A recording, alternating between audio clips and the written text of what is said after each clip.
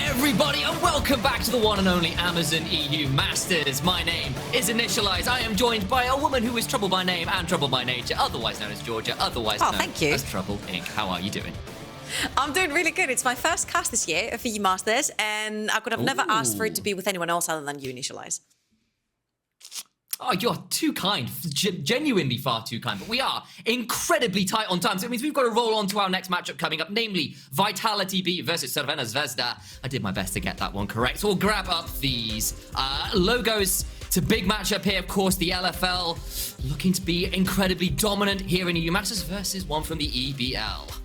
Yeah, absolutely. And here you see the Vitality.Bee lineup as well. 4 ex-LEC players and a very, very promising rookie in the name of Diplex in the mid lane as well. If this is not a star-studded lineup, then I don't know what is. Initialize. Just incredible stuff. There's so much history here, so much potential here, and that's not even including just the LEC. They've been fantastic over in, of course, the LFL as well, but that's not just them, of course. We've got Red Star to work with as well. And again, one of the long-standing members of the EBL back finally on top after a few years, back finally to the group stage after a few years. DoubleAiM and Goal, and TasteLess rather, still remaining, but of course Wondro, Tsiperakos, and of course Golden Toast still around. Coming in as well to make this lineup look very exciting as well. And of course, you might be recognizing some names like DoubleAiM and TasteLess. TasteLess, of course, coming all the way back from the era of ClickTech of Dreams, one of the best teams the Balkans have ever had, having a run into EU Masters, and now, of course, coming back. They call him like the dad of the Balkans because he is that veteran that will carry his team forward, right? So I cannot wait to see this matchup, actually, because I think it's going to be extremely bot-centric, especially since we have on one side TasteLess making the plays for Red Star, and on the other side, of course, Jactroll, who's used to be making these engages for his team as well. Very much. So, of course, we are now in to draft Vitality.Bee over on the blue side, Red Star over on the red, and some very obvious bans. Get the LeBlanc away. Playmaking mid lane, and we've seen all over the tournament thus far. TF on the other side makes a lot of sense considering how the LFL in general loves to play around that champion. Yeah, and now I'm wondering here, because there's like champions such as the Ahri that has seen a lot of priority, especially on the blue side. We have the Volibear that's been picking up. The Gnar has been picked up very early into the rotations as well. And if anything, having the carry top laners on both of these teams, we could potentially see shenanigans such as the Gnar being picked up very early. I completely agree, and it's like top laners that you can kind of potentially leave alone a little bit, or at least can be self-sufficient, especially considering, as you said, Vitality.Bee love to make those bot side plays, and you can sort of see some of the playmaking roaming mids out of the pocket by Red Star. They don't want the Akali there, they don't want the Aria, they want their off, and they're going to go towards a Volibear first pick for Skeanz, something he has definitely loved to pick up. Yeah, absolutely. I think if the Volibear is open and then Ahri and Xayah are the only other two champions that we have seen a lot of first picks on, then you just pick the bear and just play the early game, try to get these ganks, try to potentially get these tower dives as well. But on the other side, you know, Volibear, he's a champion that likes the early game, and J4 is also a champion that likes the early game. DoubleAiM has played the Jarvan before, and I'm wondering what they're going to choose to pair it up with here, because if they want to go towards something like an AD carry, they can choose the Jinx, they can choose the Aphelios. They're both in up and available. Oh, okay, so we're bringing in the NA Got to see special. What they fancy. The Misfortune has been right up and coming. Okay, this is the LCS special. Misfortune has been played so much in NA right now. She has been called to be like the stats bot, if you will, really powerful. Her ultimates, especially when Jarvan locks people up, are so powerful. But the thing is, right now, you've locked in a combo where you know you're looking for immobile targets, and instantly Volibear can jump away. You locked in the Ezreal for Jeskla as well, extremely mobile. And then even if you get locked in, you've got the Karma for these powerful shields.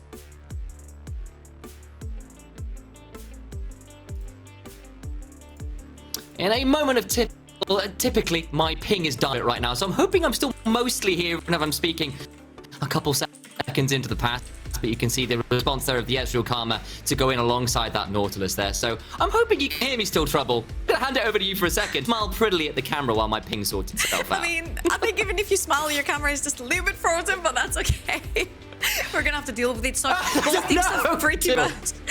teams have pretty much mirrored each other, right? They've picked their junglers to beat the bot laners. That means that top lane and mid lane pools are gonna heavily get pinched right here. And of course, we're taking away champions that are very prominent in the top lane, such as the Jace. Maybe Camille could be one that we're looking at as well. The Jax has been very prominent. We know that Crvena Zvezda really like to play towards the top side of the map, and having a very early moving jungler such as the Jarvan, it could be something that you want to look towards for Wondro.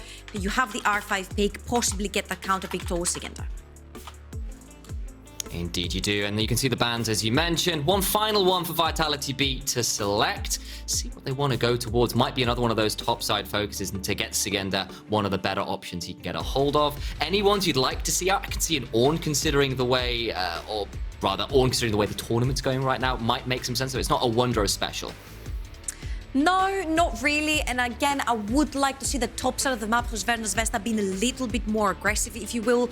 You still have champions such as the Camille, the Fiora, the Jax, if you want. I'm expecting an R5 to be that. On the other side, you do have a Jarvan, so maybe something like an Orianna would pair up really well with that, especially when you've got the bullet time locking people down. On the other hand, you've got a Karma, who's kind of immobile, doesn't have a way to get out of the Cataclysm, so you could 100% to zero her really quickly. So something that facilitates the Jarvan. That works as well. The Zoe works as well. You've got Pema Prio in the mid lane, Pema push. That means that your Jarvan can get to roam together with you. Of course, Skeanz has been an old school Nidalee player, so could pick that one up if they really wanted to flex things around, but I suspect that's just the hover. Alas, for those slightly crazy jungle pickups, not going to come up today, I doubt it. Sylas would make a bit more sense, and they will lock it in. Some good ultimates to steal away. So I'm wondering here. Okay, so Leona was one way to possibly force the Karma to go towards the bot side of the map, and then now that we've talked about, but now there's picks such as Camille that counters Gnar in the top side of the map that could be picked up here, and then you've got Zoe that's going to get Perma into Sylas. You can move towards the top side of the map and try to play towards Wondro, which is again what Reds that have been really liking to do, and they like to play towards the top side of the map. You get to shut down Szygenda as well. Okay. You have spoken to me about this. We had this in prep. You said, like, look, I'd like to say, look, this guy is a bit of a mid player. You told me this guy plays Lucian. Tsiperakos with that Lucian pickup. It's not. It's going to be Wondro with the Lucian on the top of the map because the Zoe has been logged in. Oh, true. I'm dumb. You're right. I just saw the Lucian and assumed. I was expecting Tsiperakos to maybe bring out his Lucian, but of course the Zoe, this is going to be a Lucian towards the top side of the map. That is definitely a champion that you do want to play towards if you want to get them ahead. And also you've got short-range AD carry in the likes of Lucian, so if you don't get him ahead, he's going to struggle playing into these melees later on. Like Sylas is going to chase him down together with the Volibear and the shields, so you need to make sure that this Lucian is actually farmed up and ahead to try and carry on these fights. I'm really liking so far what Crvena Zvezda have drafted for themselves. The Perma in the mid lane with the Zoe, the Jarvan roaming around the map, the Lucian that will pressure the Gnar in the early game as well, and I want to see how Vitality.Bee are going to reply. I completely agree, and it's a fun draft as well, right? You've got some really cool champions, some really cool positions, and if they can get things rolling against Crvena Zvezda, then you've got the chance to make a real big impact, because remember, they are 0-2 right now, but they desperately want to pick up some wins if they want to continue challenging, and Vitality.Bee, they want to continue this run. Remember last year, guys, this was the team that failed in play-ins twice in both spring and summer. They're finally at the group stage. They've been playing incredibly well, and they want to keep the ball rolling. Absolutely. Also, let's not forget the caliber of players that they have this time in their team. It's kind of like, I know we talk a lot about super teams and the value that names can bring to a team, right? But at this point, we have to reiterate, this is 4 ex-LEC players for Vitality.Bee and one of the most promising rookies, in the mid lane, in the likes of Diplex. And they've all been doing fantastically well, especially in the LFL. LFL is like probably one of the toughest regions to play in right now. There's so many players right there from the LEC. There's so many new promising rookies. LFL is like one of the hardest regions to play in. And Vitality.Bee have done great for themselves to come straight through play-ins. And let's not forget, play-ins to champions has been done in EU Masters so many times. It has been done just once or twice. We've got a little bit of a potential invade coming through, but it will be spotted about that ward in the river. They now spot out TasteLess and Golden Toaster. Does Jeskla, who'll take and make it rain for his trouble, but back away now. And we're talking about some of the pedigree and histories. I mean, for the EBL, the Click Tech dream has kind of died a little while ago, but Crvena Zvezda want to take that over. They want to continue what they started way back in 2019. They've not really made it this far in the tournament since then, but this is their chance to shine, and if they can do it against a team like Vitality.Bee, then what a story that would be for this group.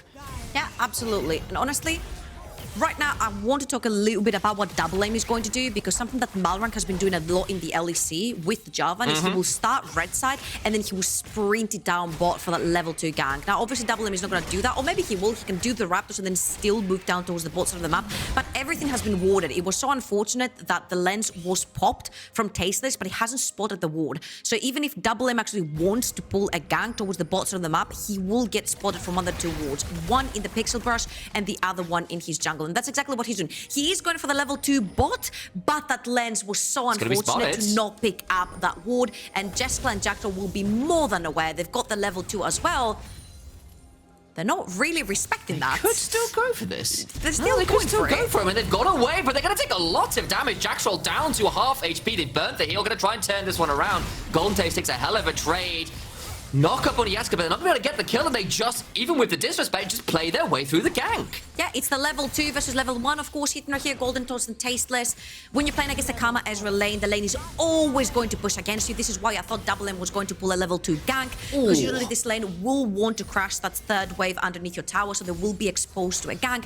It was a great idea, but the execution was not the best, because again, that lens did not pick up the ward, and DoubleAiM was in vision. Jactroll and Jeskla knew that they had the level advantage, so they could actually play the 2 versus 3. And now Skeanz will be more than happy to invade that, because look at that, Golden Toast is sitting on a very low HP. They cannot walk into the jungle. Flash and Ignite has been burnt out by TasteLess, which means that at any point, Jeskla and Jactroll can enter the jungle and fight together with Skeanz. DoubleAiM is going to have to FF that one. We said there would be bot side focus from Vitality.Bee, and lo and behold, we've got some bot side focus from both sides, actually, and it leads to that blue buff steal after the unfortunate resolution of those plays in bot. You can see it in the CS discrepancy, you can see it in the camp stolen away. At least DoubleAiM will get over towards this top side and take away a scuttle crab, but the draft that was supposed to provide some pressure, to provide that agency for DoubleAiM right now, hasn't really borne through, at least towards the bot side, where the Ezreal Karma have done what Ezreal Karma do and get shoved and outplay, honestly, that attempted gank. Oh, they're setting up for a dive actually right here. Wondro needs to shove in the next wave, and he kind of needs to wait a little bit so he can actually build up the wave, because the counter wave is coming towards the top side of the map, so they can try and dive Szygenda. But Skeanz is in the area. He's pathing towards the top side of the map. His Gromp is just about to spawn as well, so he will be around to try and defend his top laner. Everything seems to be going south. Everything DoubleAiM is trying to achieve on the map has been spotted priorly by Vitality.Bee, and that is really great stuff to put down all of that vision, spot DoubleAiM, knowing that the Jarvan is extremely active in the early game. And that's something we've seen from quite literally minute 1, or at least 1 minute and a half.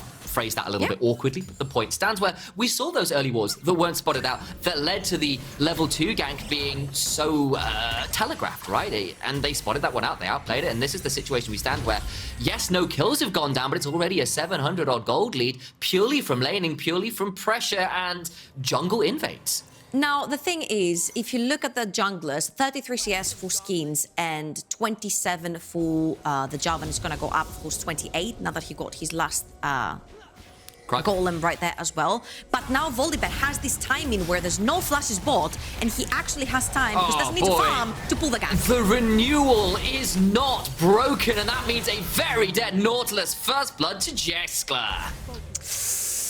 Again, Skeanz had all the time on the map. He did not have to be farming. He did not have to be anywhere else covering. He could very easily pull out this gank down the bot lane. And again, I think Jeskla and Jactroll right here are playing the lane flawlessly. They're keeping the wave where they should be. They know exactly the limits. They knew that TasteLess would not have his flash up and available into level 3 Nautilus versus a level 4 bot and a level 4 Volibear.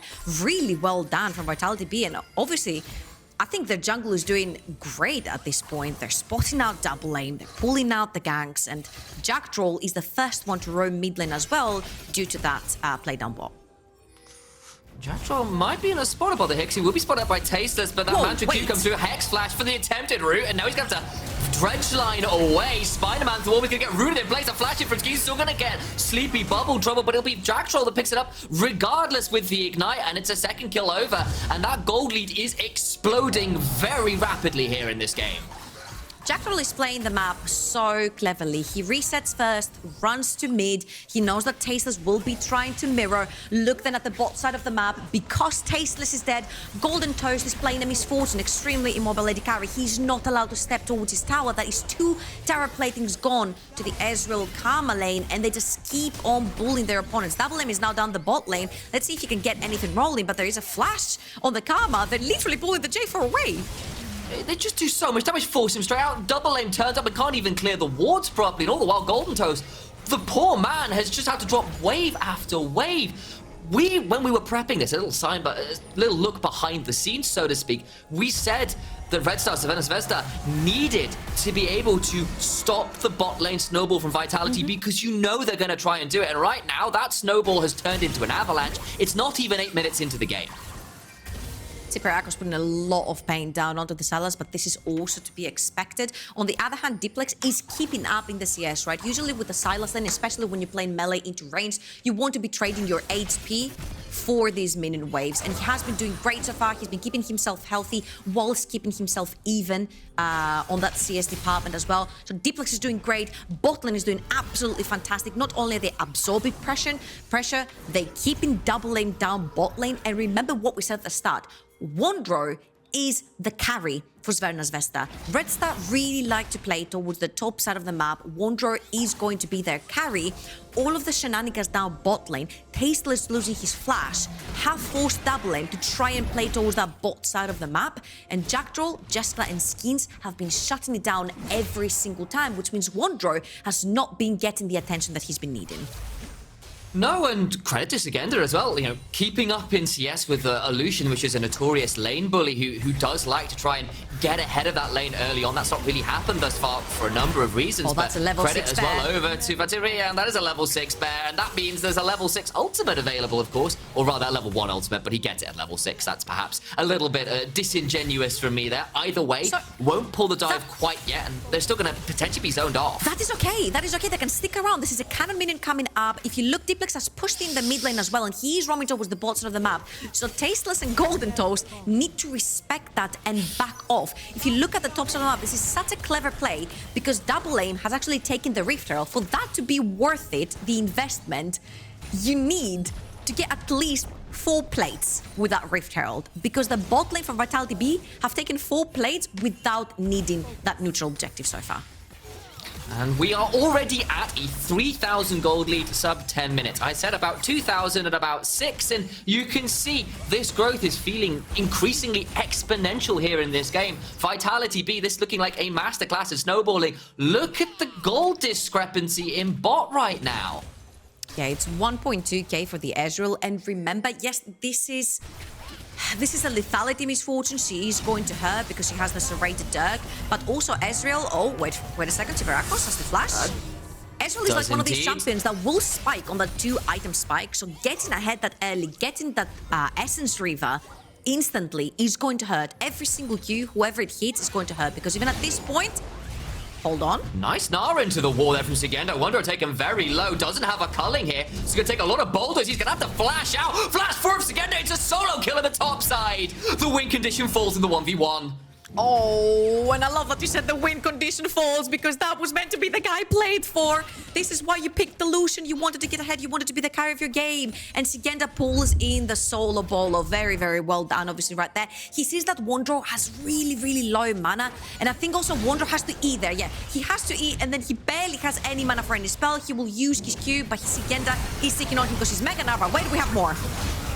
We do indeed, and it's a knock up onto DoubleAiM. He's have to flash out. Here comes Skeanz, looking to turn it all around. TasteLess the one rooted, and Diplex on inches of HP. Flash forward to Tsiperakos, gets the kill. Looking to try and get out. He throws a thumbs up, and Red Star on the board. Just about. Wait, Diplex. Sorry, Tsiperakos trying to get out, but he's about to be run down. Hops forward, and it will be given over to Jactroll, not over to Skeanz. Okay, this was not a bad case scenario here for Crvena Zvezda because Tsiperakos gets a kill and it is on the other hand Jactroll taking that one. But right here, Crvena Zvezda need to walk out because there is a level 7 Volibear coming in and TasteLess is only level 5 onto that Nautilus and they do not have the best 3 versus 3 scenario right now, so they are going to have to forfeit, that first dragon.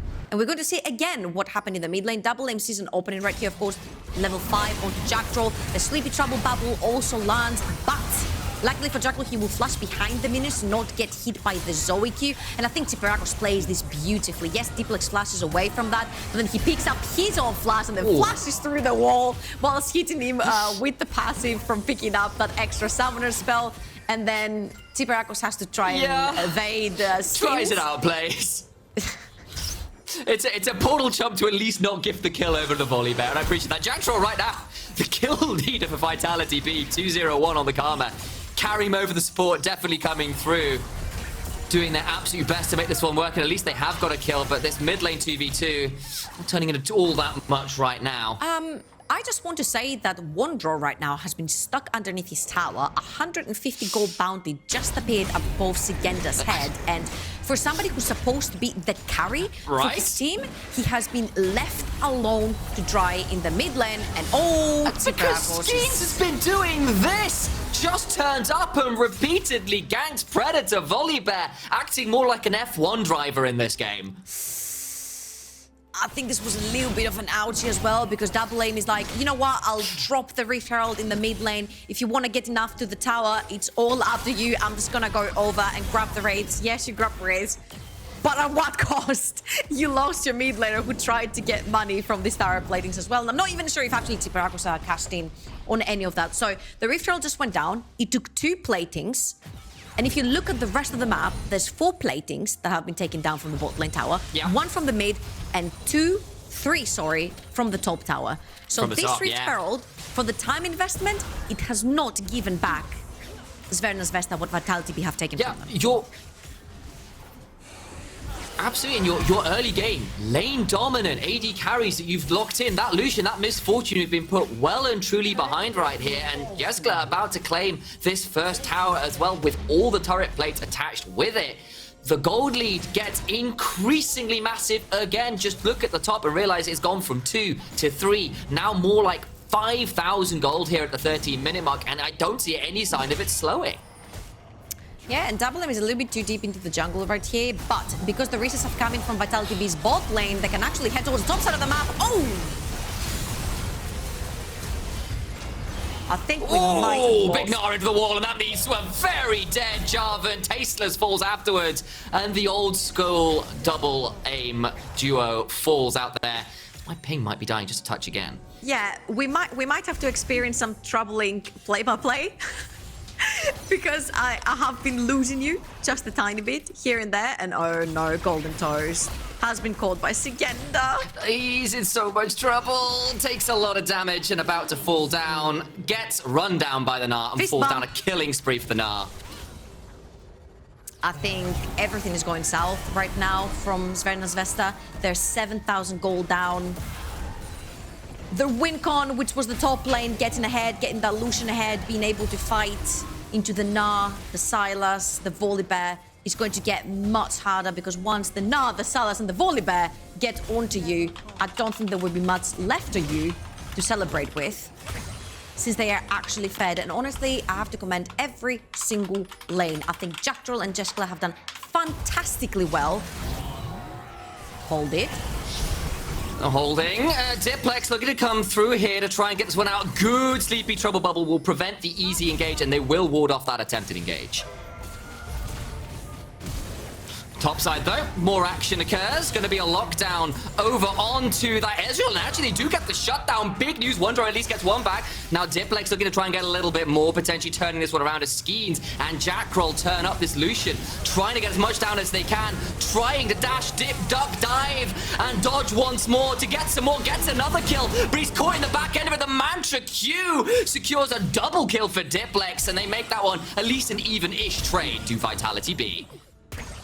Yeah, this is a 2 for 2 at the end of the day, but then Diplex comes out huge from this fight. He cashes in on both the kills, and Tsiperakos might be dead here. They're not gonna try this at all. But you see the power of not having anti-heal so far, because that Sylas healed through so much damage. So they see Jeskla all along the tops of the map, and they do have the Gale Force onto Wondro as well. So they're gonna try to kill the Ezreal right here. TasteLess pops everything onto him as well. But Diplex comes into the fight. The Ignite is long gone, which means that Diplex will be able to sustain through this entire fight. Keeps 2 people busy on the top side of the map while Jactroll and Skeanz are chasing him. And here Skeanz gets a little bit caught out of position, gets a little bit too poked out from Tsiperakos, and then Jactroll has to flash away, of course, from the Cataclysm to get out.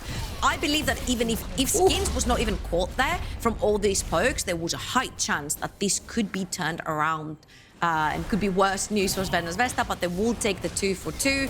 Yet another Dragon, though, will be going down to Vitality.Bee. The map is completely unlocked for them.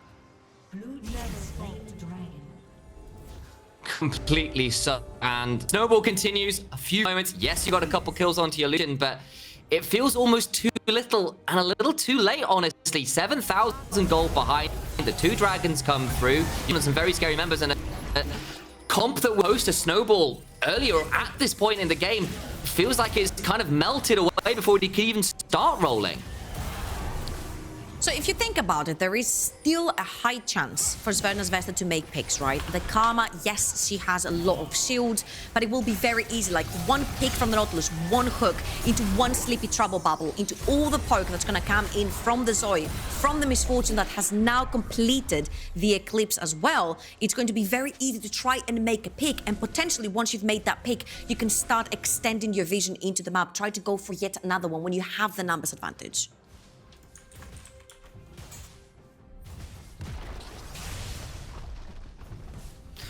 All right, I may have to leave but a moment, Trouble.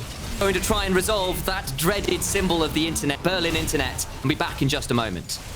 Oh, Szygenda just turned Mega Gnar, the Mega Gnar on the wall, and he's going for the 1 versus 200 tower. Now TasteLess with the ultimate, and the bullet time is going to seal the deal for Szygenda, but we take those because while Szygenda is busy 1v4 and on the bottom side of the map, the Rift Trial has been popped on the top side of the map, and this is going to be yet another tower for Vitality.Bee. Diplex almost connecting these chains as well, and another huge value coming in from the neutral objective and the time investment on it from the side of Vitality.Bee.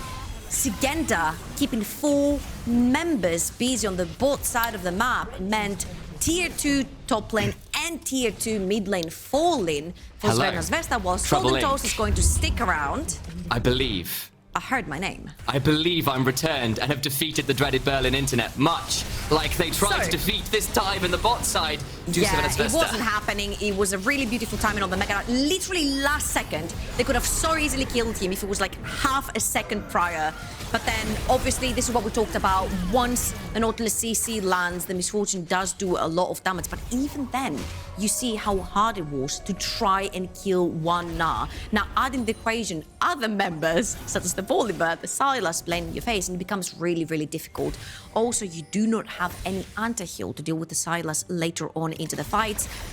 Nobody in the team of Crvena Zvezda has it, and anti-heal at this point becomes a really expensive resource, right? It's sort of like the QSS. When champions force you to have to go for the Morello, have to go for the Executioners, and you have fallen behind already in gold, spending that 800 gold is going to be a huge drop on the damage that you don't already have.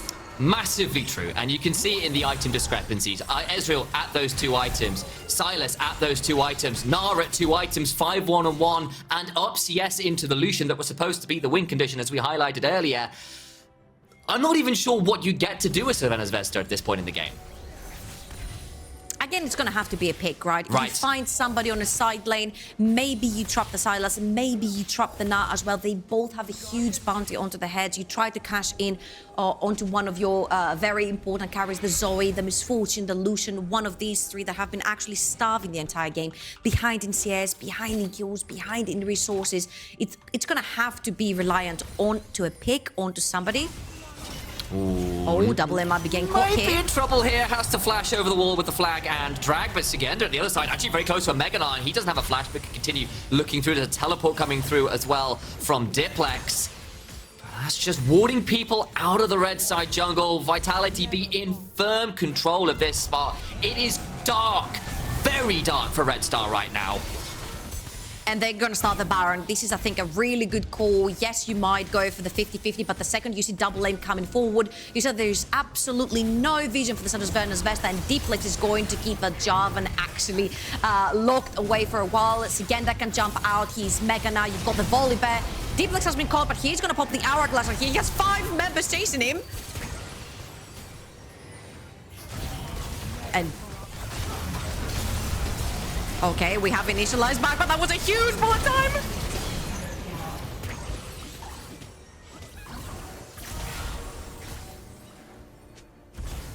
Vision being available, credit where credit is due. They hold on in a massively difficult situation. And this is exactly what we were expecting, right? Vitality.Bee felt very, very confident. They're 6,000 gold up. They've got all the resources. They've got all the items. They could fight the 5 versus 5. But then Diplex gets caught between 5 members. And we mentioned that if one piece of CC goes down, the bullet time into the Sleepy Trouble Bubble, into the Zoe Q, into all the smoke that they have from super far away from Crvena Zvezda could mean someone's death. This time it was Diplex. And not only do they not get to take the Baron that they wanted, but they also lose the Dragon afterwards. So right here, Vitality.Bee have to actually bail Baron to try and bail out their mid lane. And you see once one piece of CC lands, that misfortune bullet time hurts so much. There we go. Diplex tries to walk in, but all that damage is so hard to sustain through. Skeanz almost dead, Jactroll almost dead, Szygenda almost dead. They almost cashed in on 4 members from Vitality.Bee. So you see there is still hope with the composition that they have. If Vitality.Bee do walk into a choke point, it could be the end of a team fight.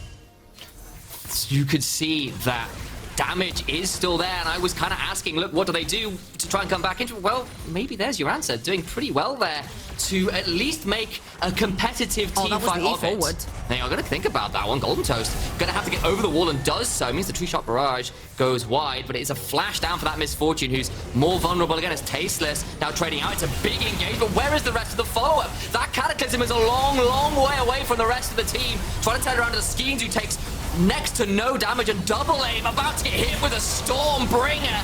TasteLess falls down to boot. They'll try and trade it back, but stopwatches after stopwatches means a double kill for Szygenda is all that Crvena Zvezda managed to get out of that fight.